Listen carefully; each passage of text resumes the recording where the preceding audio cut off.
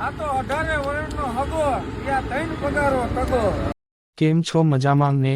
આપણે ફરી એક વખત કારખાનામાં આવ્યા, પછી તો નિયમ મુજબ કાંટો કરાવવો પડે, તો હું મારું પ્લેન કાંટા પાસે લઈ ગયો। ત્યાં સામે એક હેલિકોપ્ટર વાળા જેવો ભાઈ લાગ્યો। નજીક ગયો તો જોયું આ ભાઈ તેની ગાડીમાં દોરડાની આંટી મારતો હતો। મેં કહ્યું કે ભાઈ આ તારે કાંટો કરાવવો, પછી તમે દોરડા કૂદ રમજો। ત્યાં તો ભાઈ હરખમાં દોડી ગયો કાંટો કરવા। પછી આપણે કાંટો કરાવવા ગયા નિરાતે। પછી પાછળ ગયા તો જોયું અહીંયા જાણે રોકેટ બનાવતા લાગે છે, એવડા મોટા પાઇપ હતા। પછી ટ્રેનમાં પાઇપ લઈ જતા હતા। પછી બહાર નીકળી ગયો, ત્યાં થોડેક દૂર ગયો તો જોયું ફાટક બંધ છે। પછી મોરબીની આન બાન શાન વંદે ભારત નીકળી ગાડી। પછી ફાટક ખુલી તો સામ સામે યુદ્ધે ચડેલા વાહનો વાળા નીકળ્યા। માંડ માંડ કાચકોલા માંગથી બહાર નીકળી ગયો। પછી હાઈવે પહોંચી ગયો, ત્યાં યુદ્ધ જેવું જ હતું વાહનો વાળાનું, પણ હું સદનસીબે નીકળી ગયા। પછી આપણે પ્લેન ઉડાવ્યું। પછી હાઈવેની બાજુમાં નજારો જતો હતો, ત્યાં મેં જોયું કે આગળના પ્લેનમાં એક ભાઈ ઉપર બેઠેલા। મેં વિચાર્યું કે નક્કી યુદ્ધમાં જાય છે।